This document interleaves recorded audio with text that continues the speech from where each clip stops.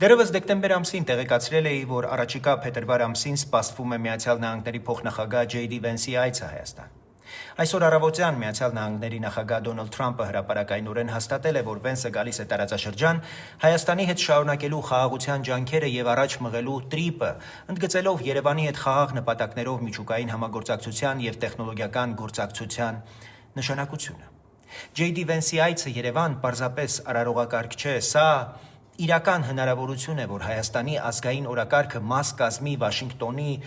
ռեգիոնալ ռազմավարական օրակարգերին, հստակ ու չափելի արդյունքներով։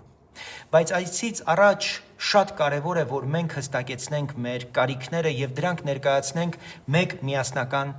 ազգային փաթեթով։ Այո, էներգետիկա, տեխնոլոգիա, ներդրումներ, կիսահաղորդիչներ, դրանք շատ կարևոր են, բայց նույնքան կարևոր եւ էական է անվտանգությունը։ Զինված ուժերի արդիականացում, ժամանակակից հոբ եւ հակադրոնային համակարգեր, կապի ու կառավարման պաշտպանված ցանցեր, էլեկտրոնային պայքար, հետախուզական եւ կիբերկարողություններ, կրթություն ու համատեղ պատրաստություն, պաշտպանական արդյունաբերության զարգացում եւ վստահելի մատակարարման շղթաներ։ Վենսը դիտարկվում է Միացյալ Նահանգների գործող վարչակազմի տնտեսական ու ռազմավարական նախագծերի առանցքային դերակատարներից եւ հենց դրա համար այս այցը պետք է